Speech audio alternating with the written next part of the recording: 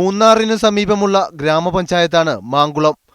ചെറുതും വലുതുമായ 20ഓളം വെള്ളച്ചാട്ടങ്ങൾ കൊണ്ട് സമൃദ്ധമാണ് കാടിന് നടുവിലെ ഈ ഗ്രാമം. കേരളത്തിലെ ഏറ്റവും കൂടുതൽ മഴ ലഭിക്കുന്ന പഞ്ചായത്ത് കൂടിയാണ് മാങ്കുളം. ഇവിടെയാണ് മനോഹരമായ വെരിപ്പാറ വെള്ളച്ചാട്ടം. മാങ്കുളം പുഴയിലെ വെള്ളം പാറക്കെട്ടുകൾക്കിടയിലൂടെ പതിക്കുന്ന മനോഹര കാഴ്ച കാണാൻ വിദേശികളടക്കം നിരവധി വിനോദസഞ്ചാരികൾ ഇവിടെയെത്തുന്നു.